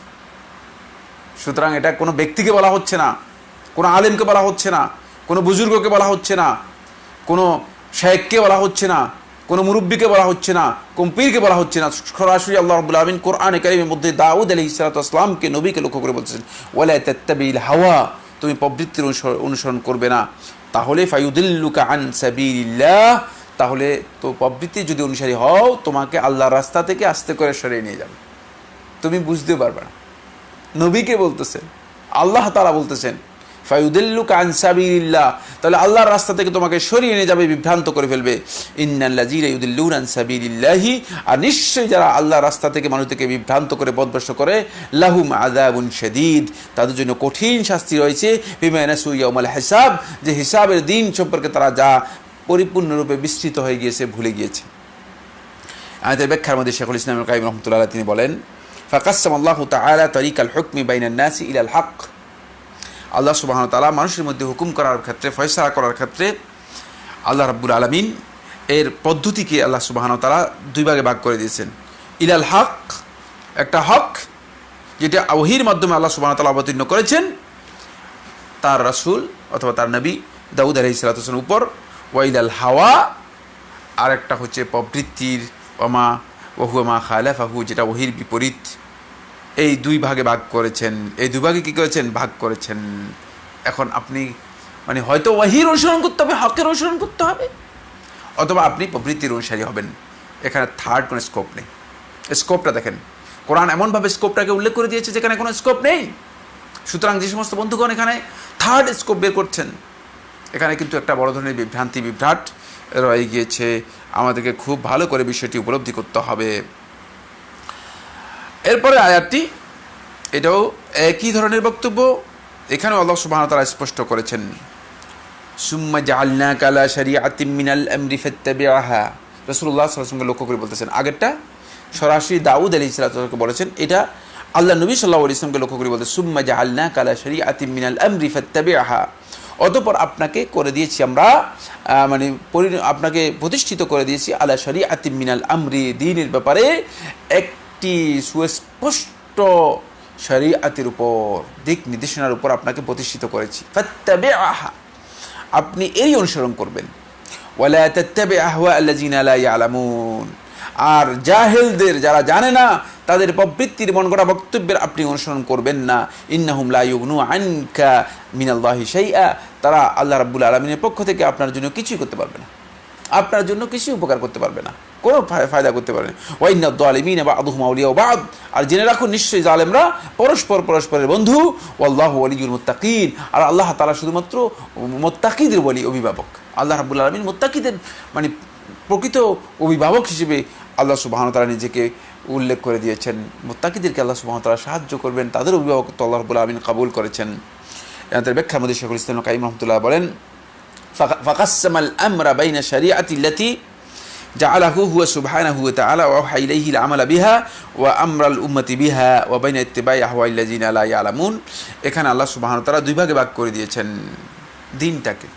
হয়তো সেটা শরীয়ত, যেটা আল্লাহ রাব্বুল আলামিন অবতীর্ণ করেছেন, যেটা ওহীর মাধ্যমে রাসূল সাল্লাল্লাহু আলাইহি ওয়াসাল্লামকে নির্দেশ দিয়েছেন, যেটা উম্মতের জন্য অপরিহার্য করে দিয়েছেন, সেটার উপর প্রতিষ্ঠিত হতে হবে, অথবা ইত্তিবা আল আহওয়া আল্লাযিনা লা ইয়ালামুন, যারা আন্দাজ অনুমানের উপর, যারা ধারণার উপর, কোরআন হাদিসের দলিলের বাইরে মন গড়া দলিলের উপর ভিত্তি করে বক্তব্য দেয়, প্রবৃত্তির অনুসারী তাদের কথা অনুসরণ করবেন, তাদের বক্তব্য দেবেন, তাদের বক্তব্যের অনুসারী হবেন। দুই ভাগে ভাগ করেছেন, কোনটার অনুসারী হবেন প্রশ্নেই আসে না। অবশ্যই আপনাকে প্রথম দিকে যেতে হবে, কোরআন এবং হাদিসের অনুসরণ করতে হবে, এখানে কোনো থার্ড স্কোপ নেই। এরপরে আয়াতের মধ্যে দেখেন, এই আয়াতগুলো আমাদের কাছে, আমরা আজকের আলোচনার মধ্যে আর আয়াত আলোচনা করতে চাই না, ইনশাআল্লাহ তাআলা আমরা বন্ধুগণ আগামী অনেকগুলো আয়াত রয়েছে, মানে আমরা হয়তো দীর্ঘ আলোচনার কারণে আর আয়াত আলোচনা করলাম না। ইনশাআল্লাহ তাআলা আগামী ক্লাসের মধ্যে আমরা চেষ্টা করব আপনাদের সামনে এই মর্মে রাসূলুল্লাহ সাল্লাল্লাহু আলাইহি ওয়াসাল্লামের গুরুত্বপূর্ণ কয়েকটি হাদিসও বলবো। কারণ আজকে মানে যারা কোরআনকে মানে হাদিসকে মানে না, তারা কিন্তু আরেকটি ভয়ঙ্কর পথভ্রষ্ট বিভ্রান্ত আকীদা মানুষের মধ্যে প্রচার করার চেষ্টা করছে। হাদিসের মাধ্যমে এটি প্রমাণিত স্পষ্ট, যে আল্লাহ নবী সাল্লাল্লাহু আলাইহি ওয়াসাল্লাম স্পষ্ট করে দিয়েছেন আমাদের কাছে হেদায়েতের মূল বিষয় হচ্ছে ওয়াহি, যেটা কোরআন এবং হাদিস এই দুটাকেই এস্টাবলিশড করে। সুতরাং শুধু কোরআন নির্ভর যারা বক্তব্য দিচ্ছেন তারা পথভ্রষ্ট, সেটাও আমরা ইনশাআল্লাহ তাআলা প্রমাণ করব। আল্লাহ তাআলা আমাদের সবাইকে তৌফিক দান করুন। আজকে আপনাদের কিছু প্রশ্ন যদি থাকে আমরা দেখব, চেষ্টা করব সেই প্রশ্নগুলোর আমরা উত্তর দেওয়ার জন্য। আল্লাহ সুবহানাহু ওয়া তাআলা আমাদের সবাইকে তৌফিক দান করুন। আসলে প্রশ্ন তো অনেক মনে হচ্ছে, সব প্রশ্নের উত্তরকে আমরা দিতে পারবো। প্রথম প্রশ্ন হচ্ছে, প্রশ্ন করেছেন যদি অন্য একজনের অনুমতি ছাড়া তার ছবি ফেসবুকে দেয়, অনুরোধ করার পরেও ছবিগুলো ডিলিট না করলে করণীয় কি? যার অনুমতি ছাড়া ফেসবুকে তার ছবি দিল, এতে কি তার গুনাহ হবে, বিশেষ করে মেয়েদের ক্ষেত্রে? ধন্যবাদ, খুবই গুরুত্বপূর্ণ প্রশ্ন করেছেন। প্রথম কথা হচ্ছে, মেয়েদের উচিত হচ্ছে, যেহেতু বর্তমান এটা ডিজিটাল যুগ, প্রত্যেকের কাছেই ডিজিটাল ক্যামেরা রয়ে গিয়েছে, যেই কোনো স্পটেই বিভিন্ন ধরনের ছবি অনেকেই করে ফেলতে পারে, এবং এর মাধ্যমে আপনার জানা নেই যে আপনার অজান্তেই, আপনার অনুমতির তোয়াক্কা না করেই অনেকে আপনার ছবি ফেসবুক সহ সোশ্যাল মিডিয়াতে আপলোড করে দিতে পারে। সেক্ষেত্রে প্রথম কাজ হচ্ছে যেটা, সেটা হলো কঠোরভাবে নিজেকে সচেতন রাখা। কোনো ধরনের মুভির সামনে, কোনো ধরনের ক্যামেরার সামনে, কোনো ধরনের মোবাইল ডিভাইসের সামনে নিজেকে কোনো দিক থেকেই প্রেজেন্ট না করা, উপস্থিত না করা, এটা খেয়াল রাখতে হবে। প্রথমেই সচেতন হতে হবে। এখন আর অসচেতন থাকলে চলবে না, তাহলে আপনি আপনার অজান্তেই অনেক কিছু হয়ে যাবে, অনেক অপরাধের আপনি অপরাধী হয়ে যাবেন, অথচ আপনি এই অপরাধের সাথে আপনার কোনো সম্পর্ক নেই, কিন্তু আপনাকে অপরাধের সাথে জড়িত করে নিচ্ছে। তাই এই সচেতনতা আপনার জন্য অপরিহার্য। এই ধরনের সচেতনতার পরও যদি কেউ অন্যায়ভাবে আপনার অগোচরে, আপনার ইখতিয়ারের বাইরে আপনার কাছ থেকে না জানিয়ে আপনার ছবি আপলোড করে দেয় অথবা ছবি প্রচার করে, তাহলে এই ক্ষেত্রে আপনি গুনাহগার হবেন না, আপনি গুনাহগার হবেন না। এক্ষেত্রে আপনার করণীয় কি? করণীয় হচ্ছে, আপনি তাকে, যদি আপনি জেনে যান যে সে আপনার ছবি আপলোড করে দিয়েছে, প্রকাশ হয়ে যায়, আপনি যথাসম্ভব চেষ্টা করবেন তাকে অনুরোধ করার জন্য এবং তাকে এই বিষয়ে স্পষ্ট করার জন্য, এবং এক্ষেত্রে আপনি সরাসরি স্পষ্ট করে তার কাছে এই বিষয়ে যে আপনি এই ছবি দেওয়ার মাধ্যমে আমার এখতিয়ারের বাইরে একটি বড় ধরনের অপরাধ করেছেন, তাকে এই বিষয়ে ক্লিয়ার করে দেওয়ার জন্য। যদি এরপরেও সে ছবি ডিলিট না করে, ডিলিট করতে আপনি যদি অক্ষম হয়ে যান, যেটা আপনার সাধ্যের পরিপূর্ণ বাইরে চলে যায়, ডিলিট করতে আপনি অক্ষম হয়ে যান, তাহলে আল্লাহ সুবহানাহু ওয়া তাআলার কাছে আপনি বেশি বেশি করে এর জন্য তওবা করবেন। আল্লাহ সুবহানাহু ওয়া তাআলা অবশ্যই আল্লাহর বান্দাদেরকে ক্ষমা করবে। যেটা একেবারে মানুষের ইচ্ছার বাইরে, সাধ্যের বাইরে চলে যায়, লা ইউকাল্লিফুল্লাহু নাফসান ইল্লা উসআহা, আল্লাহ সুবহানাহু ওয়া তাআলা কোরআনের মধ্যে বলে দিয়েছেন। মানুষের সাধ্যের অতিরিক্ত যেটা, সেটা আল্লাহ সুবহানাহু ওয়া তাআলা মানুষদেরকে তাকলিফ দেন না। কিন্তু আমি প্রথম যে স্টেজ বলেছি সেটা খেয়াল রাখতে হবে যে আপনার অতটুকু সচেতনতা ছিল কিনা, অতটুকু আপনি আসলে গুরুত্ব দিয়েছেন কিনা। কারণ এত বর্তমান যুগে আমার বন্ধুগণ, ডিভাইস মানুষের প্রত্যেকের কাছে, আর একজনের কাছে 4টা করে দেখবেন। কোন ফাঁকে, কোন সুবাদে, কোন সুযোগে আপনার কাছ থেকে ছবি নিয়ে গিয়েছে, অথবা আপনার তিনি ক্যামেরার মধ্যে এসে গিয়েছেন, আপনি বলতেও পারবেন না। সেখানে সতর্কতা অবলম্বন করা আপনার জন্য অপরিহার্য। সেকেন্ড প্রশ্ন করেছেন, আসসালামু আলাইকুম। ওয়ালাইকুম আসসালাম রহমতুল্লাহ। উমর এর ইসলাম গ্রহণের যে কাহিনী আমরা পড়েছি বা জেনেছি, এটা কি সহিহ হাদিস দ্বারা প্রমাণিত? না, এটি ঐতিহাসিক বর্ণনা। হাদিসটি সনদের দিক থেকে পরিপূর্ণরূপে শুদ্ধ নয়, তবে ঐতিহাসিকগণ বর্ণনা করেছেন। আমরা দেখেছি রাউদুল উনফের মধ্যে সোহাইলি রহমতুল্লাহ বর্ণনা করেছেন, ইবনে হিশাম রহমতুল্লাহ তার সিরাতের মধ্যে বর্ণনা করেছেন, আরও অনেকেই বর্ণনা করেছেন। সুতরাং ঐতিহাসিক বর্ণনাগুলো একেবারে হাদিসের যেই সূত্র রয়েছে এই সূত্রে এগুলো এই মান উত্তীর্ণ হওয়া শর্ত নয়। তার কারণ হচ্ছে এগুলোর মধ্যে দুর্বল বর্ণনাকেও কোনো না কোনো ক্ষেত্রে গ্রহণ করা হয়েছে যদি সেগুলো আকীদা এবং আমলের সাথে সংশ্লিষ্ট কোনো বক্তব্য না থাকে, আকীদা এবং আমলের সাথে সংশ্লিষ্ট কোনো বক্তব্য না থাকে। তবে এক্ষেত্রে উত্তম হচ্ছে যেটা, সেটা হলো এই বিষয়টি স্পষ্ট করে দেওয়া যে এই বর্ণনায় এসেছে কিন্তু বর্ণনাটি নির্ভরযোগ্য সূত্রে আসেনি। কারণ সূত্রগুলো যখন বর্ণিত হয়েছে বলা হবে এর অর্থ হচ্ছে এটা দুর্বল সূত্র। আর যদি বলা হবে যে অমুকের সূত্রে এসেছে তাহলে বুঝবেন যে এটা হলো সহিহ সূত্র। এই বর্ণনাটি মূলত সূত্রের দিক থেকে, গ্রহণযোগ্যতার দিক থেকে দুর্বল, কোনো সন্দেহ নেই। প্রশ্ন করেছেন শেখ আমার দুটি প্রশ্ন। আসসালামু আলাইকুম। ওয়ালাইকুম সালাম। 1 নম্বর, আমার সব সময় শুধু মনে হয় আমি মনের অজান্তে কোনো কুফরি কাজ করে ফেলেছি কিনা, কোনো গোপন শিরক হয়ে গেছে কিনা আমার দ্বারা নিজের অজান্তে। এ নিয়ে সব সময় দুশ্চিন্তা হয়, মনে শান্তি পাই না। এই দুশ্চিন্তা থেকে মুক্তির জন্য এবং কখনো যেন আমার দ্বারা কোনো শিরকি কুফরি না হয় তার জন্য কি করতে পারি? প্রথম কথা হচ্ছে, আপনার এই দুশ্চিন্তার মূল যে বিষয়টি সেটা হচ্ছে আপনার মধ্যে একটি ওয়াসওয়াসা কাজ করছে। এই ওয়াসওয়াসাকে আপনাকে দূর করতে হবে। বেশি বেশি করে আপনি রাসূলুল্লাহ সাল্লাল্লাহু আলাইহি ওয়াসাল্লাম আমাদেরকে যে ইস্তেআযাগুলো শিক্ষা দিয়েছেন সেগুলো আপনি বেশি বেশি করে নিয়মিত পাঠ করুন। আল্লাহ নবী সাল্লাল্লাহু আলাইহি ওয়াসাল্লাম থেকে সহিহ রিওয়ায়াত দ্বারা প্রায় 9 থেকে 10টি ইস্তেআযা সাব্যস্ত হয়েছে, যেগুলোর মাধ্যমে রাসূলুল্লাহ সাল্লাল্লাহু আলাইহি ওয়াসাল্লাম আল্লাহ রাব্বুল আলামিনের কাছে আশ্রয় প্রার্থনা করতেন। বেশি বেশি করে এগুলো পড়ুন। আর যখনই এই ধরনের অবস্থা যে আমার মনে হয় কুফরি হয়ে গেছে, মনে হয় শিরক হয়ে গেছে, সাথে সাথেই আপনি শয়তানের কাছ থেকে আল্লাহ তাআলার কাছে আশ্রয় চাইবেন। আউযু বিল্লাহি মিনাশ শাইতানির রাজিম, আউযু বিল্লাহি মিনাশ শাইতানির রাজিম অনেক জোরে জোরে আওয়াজ করে পড়বেন, অনেক জোরে জোরে আওয়াজ করে পড়বেন এবং এটাকে সাথে সাথেই ইগনোর করে যাবেন, সাথে সাথেই ইগনোর করে যাবেন, সাথে সাথেই ইগনোর করে যাবেন। আর যে অবস্থা আছেন সে অবস্থা থেকে অন্য অবস্থায় চলে যাবেন। আর সম্ভব হলে আপনি সলাতে দাঁড়িয়ে যাবেন, সম্ভব হলে সলাতে দাঁড়িয়ে যাবেন। দেখবেন যে এর মাধ্যমে যদি আপনি এটাকে নিয়মিত ফলো করেন, আস্তে আস্তে করে আপনি এই ওয়াসওয়াসা থেকে নিজেকে মুক্ত করতে পারবেন।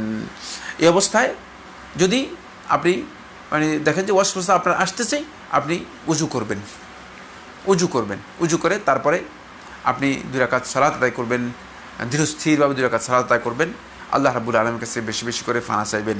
ইনশাআল্লাহ তাআলা আপনি দেখবেন যে এগুলো থেকে এই ওয়াসওয়াসা থেকে আপনি মুক্তি পেয়ে যাবেন। এটি আপনার ওয়াসওয়াসা রোগ, এবং এই ওয়াসওয়াসা রোগ আপনাকে আরও অন্যদিকেও নিয়ে যেতে পারে। এক্ষেত্রে আপনি যে কোনো ভালো মানসিক ডাক্তারের সাথেও, যারা মেন্টাল বিষয়গুলো নিয়ে গবেষণা করে থাকে, তাদের সাথেও পরামর্শ নিতে পারেন।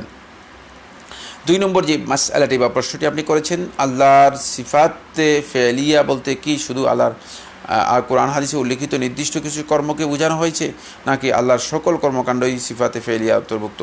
আল্লাহ রাব্বুল আলামিন সকল কর্মকাণ্ডই সিফাতে ফেলিয়ার মধ্যে অন্তর্ভুক্ত, কিন্তু সকল কর্মকাণ্ড আমরা জানলাম কীভাবে? কোরআন এবং হাদিসের মাধ্যমে। তাহলে আপনি প্রশ্নটা করেছেন যে একটা অহেতুক প্রশ্ন, অবান্তর প্রশ্ন উত্থাপন করেছেন।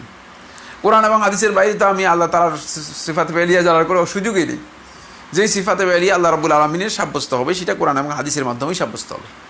কোরআন হাদিসের বাইরে আপনি সকল কর্মকাণ্ড আবার কী সাব্যস্ত করবেন? প্রশ্নই আসে না। আমরা কিছুই আল্লাহ রাব্বুল আলামিনের ব্যাপারে একটি শব্দ বলা জায়েজ নেই, লা ফি সিফাতিহি ওয়ালা ফি আফআলিহি।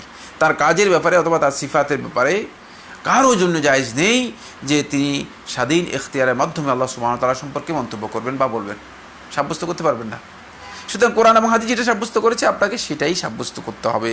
সুতরাং এই প্রশ্নটি আপনার প্রশ্ন করতে গিয়ে প্রশ্নের মধ্যে যথেষ্ট ভুল আপনার হয়ে গিয়েছে।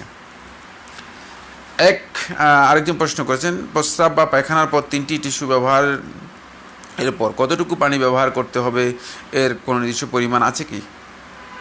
আমি 41 বদনাম পানি ব্যবহার করছি, তবু নাপাক চিন্তা থেকে যাচ্ছে, খুব বাজে অবস্থা আছে। হ্যাঁ, আপনি এই ভাই হয়তো একই ভাই প্রশ্ন করেছেন, ওই যে অল্প আগে যে প্রশ্ন উত্তর দিয়েছি একই ভাই, আপনি ওয়াসওয়াসার মাধ্যমে আপনি আক্রান্ত। আপনি এই মারাদুশুভা ওয়াল ওয়াসওয়াসা, সংশয় এবং ওয়াসওয়াসা রোগে আক্রান্ত, আমি স্পষ্ট করে বুঝতে পেরেছি। সেক্ষেত্রে আপনি টিস্যু ব্যবহার করার পর পানি দিয়ে আপনি যখনই ইস্তিনজা করবেন, করার সাথে সাথেই আপনি তাহের হয়ে গিয়েছেন। আর সকল প্রকার অবস্থাকে, যত আপনার ওয়াসওয়াসা আসবে সবটাকে ইগনোর করে যাবেন, সবটাকে আপনি উপেক্ষা করবেন। স্থান ত্যাগ করবেন, সাথে সাথে স্থান ত্যাগ করবেন, অবস্থার পরিবর্তন করবেন, তাহলে দেখবেন যে আপনার এই ওয়াসওয়াসা ইনশাআল্লাহ তাআলা কেটে যাবে। আপনি ঠিকই বলেছেন, আপনি আসলে ভয়ঙ্কর একটি ওয়াসওয়াসার মধ্যে আছেন, যেটা ভয়ঙ্কর রোগ। এই রোগের জন্য আমি আপনাকে আবারও একই পরামর্শ দিচ্ছি, সেটা হলো একজন যোগ্য মানসিক ডাক্তারের সাথেও আপনি কাউন্সিলিং করতে পারেন, পরামর্শ নিতে পারেন।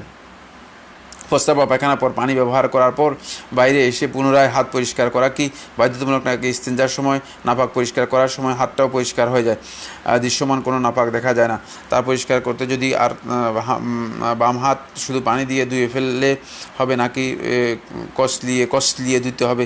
একই প্রশ্ন একই ভাই করেছেন, একই মাসআলা। সেটা হচ্ছে না, খসলানো মস্তার কিছুর দরকার নেই, শুধুমাত্র একবার ধুলেই যথেষ্ট, এর মাধ্যমে পরিষ্কার হয়ে গিয়েছে। এবং তাহের যদি মানে কোনো কারণে আসারুন নাজাসা মানে নাপাকি অথবা নাপাক বস্তুর যদি কোনো অবশিষ্টাংশ না থাকে, তাহলে আপনি তাহের পবিত্র, আর কসলানো মসলানো কিচ্ছুর দরকার নেই। এগুলো ফালতু কাজ, এগুলো শয়তান আপনাকে ওয়াসওয়াসা দিচ্ছে। 3 নম্বর একই মাসআলা, সব সময় মনে হতে থাকে প্রস্রাব বের হল, একই আপনি আসলে ভয়ঙ্কর একটি রোগে আক্রান্ত, সেটা হচ্ছে ওয়াসওয়াসা। এর রোগে আপনি আক্রান্ত। সুতরাং আপনি কঠিন এই রোগ থেকে বাঁচার জন্য আমি যে পলিসি বলেছি সেই পলিসি গ্রহণ করুন, তাহলে অবশ্যই আপনি ইনশাআল্লাহ তাআলা সুস্থ হতে পারবেন। আল্লাহ তাআলা আপনাকে সুস্থ করুন। স্বপন কিবরিয়া প্রশ্ন করেছেন, আসসালামু আলাইকুম শেখ। ওয়ালাইকুম সালাম রহমতুল্লাহ। আমাদের গ্রামে 99% লোক সুফিবাদে বিশ্বাসী, তারা জাহান্নামে যেতে রাজি, কিন্তু বাপদাদা ধর্ম ছাড়তে রাজি নয়। আমার 8-10 জন যুবক মিলাদ পড়ি না এবং নবী করিম সাল্লাল্লাহু আলাইহি ওয়াসাল্লাম মাটির তৈরি বলে মসজিদে রফুলি আদান করি, জোরে আমিন বলি, সম্মিলিত মোনাজাত করি না বলে আমাদের ওয়াহাবি বলে। এখন পরিস্থিতি এমন পর্যায়ে চলে গেছে যে সম্পূর্ণ গ্রামবাসী ঘরে ঘরে মিটিং করে আমাদের মারার জন্য এবং প্রকাশ্যে ঘোষণা দিয়েছে আগামী শুক্রবার মসজিদে গেলেই মারবে। এখন আমরা কি করব? প্রথম কথা হচ্ছে, গ্রামের যে চিত্র আপনি উল্লেখ করেছেন, এই চিত্র থেকে বোঝা যাচ্ছে যে আপনারা তাদের সাথে একটা কন্ট্রাডিকশন অথবা কনফ্লিকশানে চলে গিয়েছেন, সংঘর্ষে চলে গিয়েছেন। এক্ষেত্রে তাদের মধ্যে যদি সত্যিকার মানে বিবেকসম্পন্ন, বিবেচনা সম্পন্ন কোনো লোক থাকে, তাদের সাথে বসার জন্য চেষ্টা করুন, তাদেরকে বোঝানোর জন্য চেষ্টা করুন তাদের সাথে যে আপনাদের সাথে আমাদের কোনো বিরোধ নেই, আপনাদের যে আমল রয়েছে সে আমল আমরা করি না বা করছি না, যেহেতু আমাদের কাছে এই বিষয়ে, আমাদের কাছে দ্বীনের কিছু বিষয় আমরা জানতে পেরেছি যেগুলো আমাদের কাছে সহি মনে হয়। তাদেরকে বোঝানোর জন্য চেষ্টা করুন যে আপনাদের সাথে আমাদের কোনো ধরনের কন্ট্রাডিকশান নেই। যদি সেটাও বোঝাতে না পারেন, তাহলে আপনারা মানে স্বাভাবিকভাবেই আপনাদের আমল আপনারা করার জন্য চেষ্টা করুন, সমঝোতা আসুন, সেখানে ফিতনা করার সুযোগ নেই। শুধু রফলি দানের জন্য অথবা শুধুমাত্র কিছু নফল আমলের জন্য অথবা মুস্তাহাব সুন্নত আমলের জন্য এখানে ফিতনা অথবা সংঘর্ষ মারামারি করা ইসলামী শরীয়তের দৃষ্টিকোণ থেকে বৈধ নয়, উচিত নয়। সেক্ষেত্রে আপনারা তাদের সাথে আলোচনা করে তাদের সমঝোতা করার জন্য চেষ্টা করুন যে আমরা আপনাদেরকে বাধা দিচ্ছি না, আপনারা আপনাদের ইবাদত করেন, ইবাদত প্রত্যেক মানুষের স্বাধীন ইখতিয়ার রয়েছে, কিন্তু আমার ইবাদতের মধ্যে আপনি বাধা দিচ্ছেন, এই কাজটি আপনার জন্য সঙ্গত নয়। এক্ষেত্রে আপনারা মসজিদে না গেলেও আপনাদের জন্য কোনো অসুবিধা নেই। সংঘর্ষ এড়ানোর জন্য যদি আপনারা মসজিদে না যান, সেটা আপনাদের জন্য জায়েজ রয়েছে, যেহেতু আপনি বলেছেন যে মসজিদে গেলে আপনাদেরকে মারবে অথবা মারার কথা তারা বলেছে। সেক্ষেত্রে আপনারা মসজিদে না গেলেও আপনাদের জন্য জায়েজ রয়েছে, মসজিদে না গেলেও আপনাদের জন্য জায়েজ হবে। মোহাম্মদ আলমগীর জাযাকাল্লাহু খায়রান ফি শেখ। আসসালামু আলাইকুম রহমতুল্লাহ। ওয়ালাইকুম সালাম রহমতুল্লাহ। পিতা মাতা যদি আলাদা হয় তাদের পছন্দ মতো জীবনসঙ্গী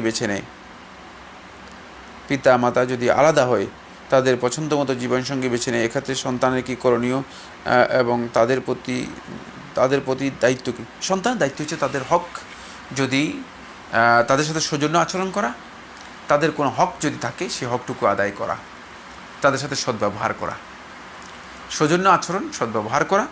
তাদের যদি কোনো হক থাকে, অভাব থাকে, অভাবটাকে পূরণ করে দেওয়া, তারা যদি কোনো কিছু চায় সেটা আদায় করে দেওয়া, কিন্তু তাদের জীবনের যে বিষয়গুলো রয়েছে সেগুলোর সাথে সংঘর্ষে জড়িয়ে না পড়া, তাদের সাথে কোনো কারণে দুর্ব্যবহার না করা। সন্তানরা এই কারণে তাদের সাথে দুর্ব্যবহার করবে না, তাদের মানে সংশোধন করা বা তাদের বিষয় নিয়ে মানে এদের সাথে সংঘর্ষে লিপ্ত হওয়া, বিতর্কে যাওয়া, বাড়াবাড়ি করা কোনোটাই সন্তানদের দায়িত্বের মধ্যে পড়ে না। সন্তানগণ এক্ষেত্রে পরিপূর্ণ নিশ্চুপ ভূমিকা পালন করবে এবং পিতামাতার মানে দুইজনকেই চেষ্টা করবে সন্তানগণ দুইজনকে সন্তুষ্ট রাখার জন্য, সন্তানকে সন্তুষ্ট রাখার জন্য। কিন্তু এক্ষেত্রে যদি তাদের কাছে যে কোনো একজনের অপরাধ সাব্যস্ত হয় তাহলে তার অপরাধকে কোনোভাবেই সমর্থন করবে না। অপরাধ যদি প্রমাণিত হয় তার অপরাধকে সমর্থন করবে না, অথবা অপরাধের এই সহযোগী সন্তানগণ হবে না। সন্তানগণ অপরাধের সহযোগী হবে না। হারাম সন্তানদের উপর যে তাদের পিতামাতার অপরাধের সহযোগী হতে পারে। তৌকির হাসান, আসসালামু আলাইকুম। ওয়ালাইকুম সালাম। ইমামের দুই দিকে সালাম ফিরানোর পর আমি সালাম ফিরানো শুরু করব নাকি ইমাম একদিকে সালাম ফিরালে আমি একদিকে সালাম ফিরাবো, আবার ইমাম অন্যদিকে সালাম ফিরালে আমি অন্যদিকে সালাম ফিরাবো? এই মাসলার মধ্যে আলাদা দ্বিমত রয়েছে। বিশুদ্ধ বক্তব্য হচ্ছে ইমামের সালাম দুদিকে ফিরানোর পরেই আপনি সালাম ফিরাবেন, যেহেতু মুতাবাআত, ইমামের মুতাবাআতের ব্যাপারে হাদিস সাব্যস্ত হয়েছে। সুতরাং মুতাবাআত হচ্ছে ইমাম যখন কোনো কাজ শেষ করবে সে কাজ শুরু করা। ইমাম রুকু করার পরে তারপর রুকু করবে, ইমাম সিজদা করার পরে সিজদা করবে। এটা হচ্ছে মুতাবাআত। মুখারানা হচ্ছে ইমামের সাথে সাথে করা।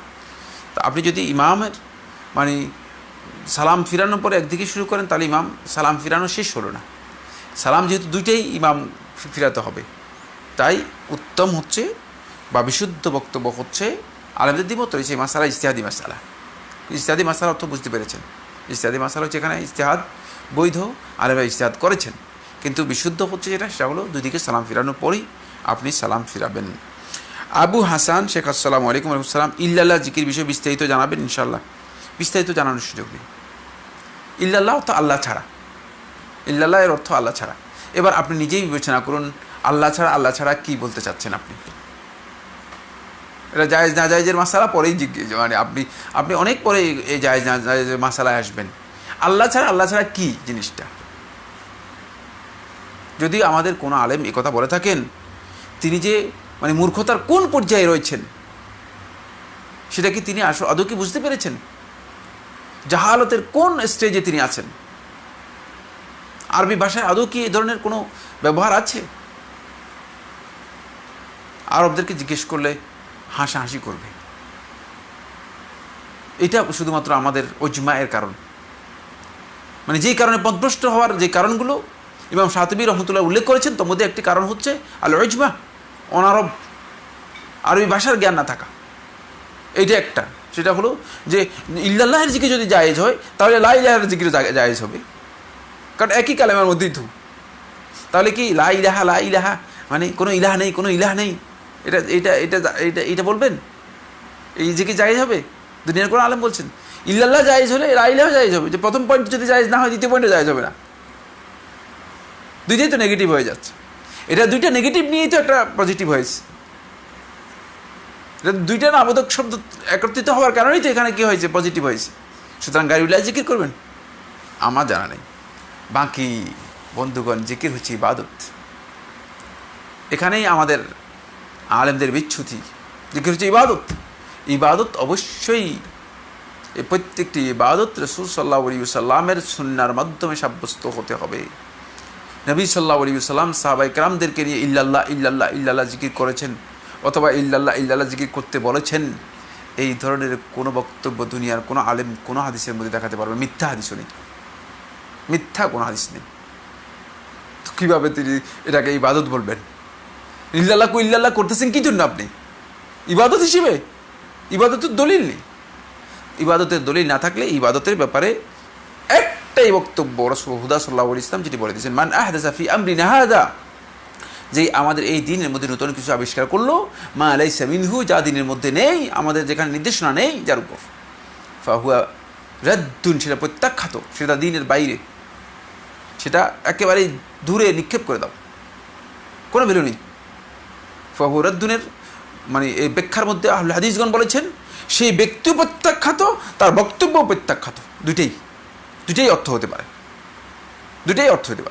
সেই ব্যক্তি প্রত্যাখ্যাত, তাই যুগে যুগে ওলামায়ে কেরামগণ ওই আহলুল বেদা যারা বেদাতের অনুসারী ছিল তাদেরকে প্রত্যাখ্যান করেছে।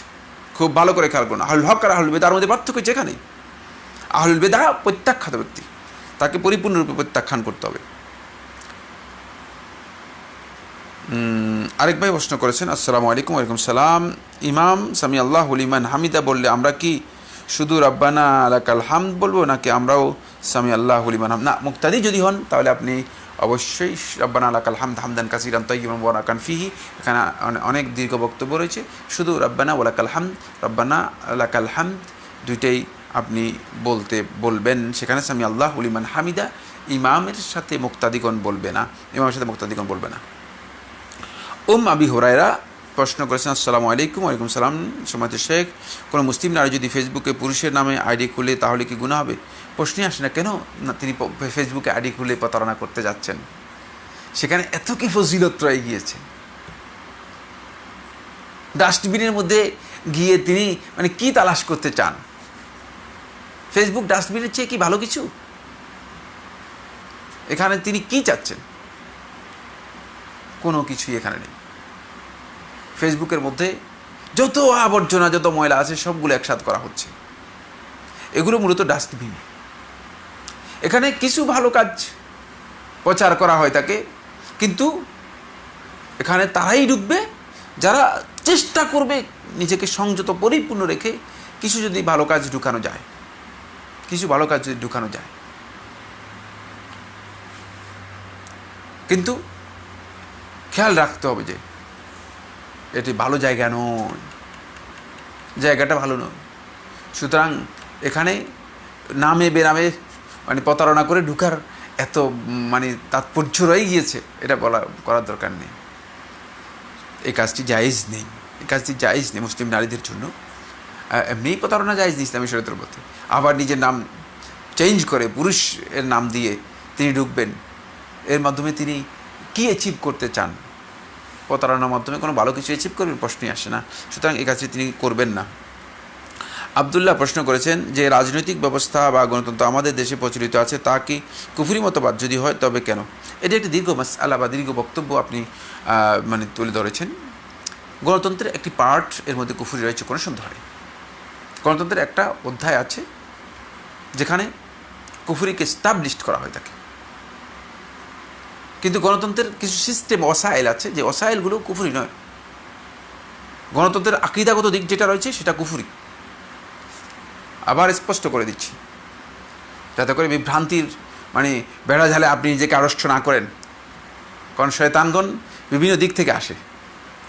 শয়তান লানাতুল্লাহ আলাইহি আমাদেরকে বিভ্রান্ত করার জন্য মানে বিভিন্ন দিক থেকে আসে। এই জন্য স্পষ্ট করে দিচ্ছি, গণতন্ত্রের আকীদাগত থিমগত যে দিকগুলো আছে সেগুলোর মধ্যে অনেক বক্তব্য আছে কুফরি, অনেক বক্তব্য আছে কুফরি। সুতরাং সেগুলো থেকে অবশ্যই একজন ব্যক্তিকে স্পষ্ট রূপে পরহেজ করতে হবে। এটি ওলামায়ে কেরামগণ, এই যুগের আলেমগণ, গণতন্ত্রের উপর যারা গবেষণা করেছেন, যারা লিখেছেন, তারা সবাই এই বক্তব্য উল্লেখ করেছেন। গণতন্ত্রের উপর লেখা, যে ডেমোক্রেসির উপর লেখা যতগুলো বই আছে সবগুলো দেখলে আপনি এটি পেয়ে যাবেন, বিস্তারিত দেখবেন। গণতন্ত্রের উপর লেখা বইগুলোর মধ্যে এটি রয়েছে। তার মধ্যে সার্বভৌম ক্ষমতার এই বিষয়টি গণতন্ত্রের চিন্তাধারার মধ্যে আকীদাগত দিক থেকে একটি বিশাল বিভ্রান্তি। সে সার্বভৌম ক্ষমতার এক্সপ্লেনেশনের মধ্যে গলদ আছে। তারপরে এই আইন এবং বিচার ক্ষমতার উৎসের যেই বক্তব্য রয়েছে সেখানে বড় ধরনের গলদ রয়েছে, কুফরি চিন্তা রয়েছে, এগুলো এক্সপ্লেনেশন রয়েছে। তাই এগুলো স্পষ্ট হতে হবে। স্পষ্ট না হলে এগুলো মুজমাল অস্পষ্ট থেকে গেলে অথবা সংক্ষেপ থেকে গেলে অথবা এগুলো মানে মানে বিবরণ, পরিপূর্ণ বিবরণ না আসলে, বিস্তারিত বিবরণ না আসলে, তাহলে এগুলোর মধ্যে বিভ্রান্তি থেকে যাবে। কুফরির মানে বিভিন্ন বক্তব্য এর মধ্যে আছে। আবার কিছু ওয়াসাইল আছে, মিডিয়া, মাধ্যমগুলো সবগুলো হালাল। মাধ্যম প্রক্রিয়া যেমন মনোনয়ন করার প্রক্রিয়া, নির্বাচন করার প্রক্রিয়া, এগুলো হালাল প্রক্রিয়া। এগুলোর মধ্যে কোনো কুফরি টুফুরি কিছুই নেই। এগুলো হচ্ছে মাধ্যম, এগুলো হচ্ছে ট্রেনের মতো, গাড়ির মতো। যেমন ট্রেনে যাবেন, ট্রেনে যাওয়া হালাল, কিন্তু ট্রেনে গিয়ে মদ খাওয়া এটা হারাম। এখন আপনি যদি ট্রেনে গেলে মদ খাবেন, ট্রেনে গেলে আপনাকে মদ দিবে, এই জন্য আপনি ট্রেনে যাওয়া হারাম বলবেন না? এই ফতোয়া জায়েজ নেই। আপনি ট্রেনে উঠলে আপনি ট্রেনে উঠতে পারেন, কিন্তু সেখানে আপনি মদ খাবেন না। আপনি মদ দিলে আপনি বলছেন আমার বাবা আমি আমার ইসলামে হারাম, আমি মদ খাবো না, কিন্তু আপনি ট্রেনে যাওয়া দরকার। আপনি হয়তো গন্তব্যে যেতে চান, সেই গন্তব্যে যাওয়ার জন্য আপনাকে ওসিলা ব্যবহার করা আপনার জন্য জায়েজ রয়েছে। এটাই হচ্ছে মূল কথা। তাহলে এই প্রচলিত যে গণতন্ত্র আছে সেগুলো অনেক লাজে গোবর অবস্থা। এটাকে গণতন্ত্র বলা হচ্ছে, কিন্তু গোটা বিশ্বে সেই গণতন্ত্র কি আদৌ আছে? এই মাসালার উত্তর কী দিবেন? এই বক্তব্যের কি উত্তর দেবেন? গণতন্ত্র বলতে কিচ্ছু নেই, পৃথিবীর কোথাও গণতন্ত্র স্টাবলিশড নেই। কিছুদিন ছিল আমেরিকাতে, সেটা গত 2 নির্বাচন থেকে আমরা স্পষ্ট হয়েছি, সেটা আমেরিকা থেকেও কী হয়ে গেছে, বিলীন হয়ে গিয়েছে। আমেরিকা থেকেও বিলীন হয়ে গিয়েছে, যেখানে গণতন্ত্রের সূতিকাগার বলা হয় থাকে, গণতন্ত্রের যেখানে জন্ম হয়েছে, সেখান থেকেও গত 2 নির্বাচন থেকে আমরা দেখেছি, স্পষ্ট হয়েছে গণতন্ত্র একেবারে বিদায়। আর গোটা পৃথিবীর মধ্যে গণতন্ত্রের নামে যেটি স্টাবলিশড হয়েছে সেটা হচ্ছে স্বৈরতন্ত্র। গণতন্ত্রের নামে যেটি চলতেছে সেটা হচ্ছে মূলত জুলম। এটা ইসলামী শরীয়তের মধ্যে হালাল হওয়ার কোনো প্রক্রিয়া ইসলাম এর মধ্যে আমার জানা নেই। যে প্রক্রিয়া রয়েছে সে প্রক্রিয়া পুরোটাই হচ্ছে মূলত গণতন্ত্রের লেবাসে মানুষের উপরে কীভাবে মানুষের অধিকার হরণ করা যায়, কীভাবে মানুষের উপর অত্যাচার এবং স্বৈরাচার স্টাবলিশড করা যায়, এগুলো স্বৈরতন্ত্র। এবং এগুলো হচ্ছে মানুষের উপর নিজেদের শক্তি মানে সামর্থ্য মানে জোর যার মুল্লুকতার, এটা জাহিলিতন্ত্র। জাহিলি যুগে এটা ছিল, এটার প্রকৃত পরিচয় হচ্ছে জাহিলিতন্ত্র। তাই এখন গণতন্ত্রের নামে যেটা চলছে সেটা হচ্ছে জোর যার মুল্লুকতার জাহিলিতন্ত্র চলছে, সতর্ক হতে হবে। প্রশ্ন অনেক, আমরা আজকে হয়তো আর প্রশ্নের উত্তর দিতে পারছি না, ইনশাআল্লাহ তাআলা বাকি প্রশ্নগুলো আমরা আগামী আলোচনার মধ্যে দিব। আজকে আর আমরা সামনের দিকে অগ্রসর হতে চাই না। আল্লাহ সুবহানাহু ওয়া তাআলা আমাদের সবাইকে তৌফিক দান করুন। আসসালামু আলাইকুম ওয়া রাহমাতুল্লাহি ওয়া বারাকাতুহু ওয়া আখিরু দাওয়ানা আলহামদুলিল্লাহি রাব্বিল আলামিন।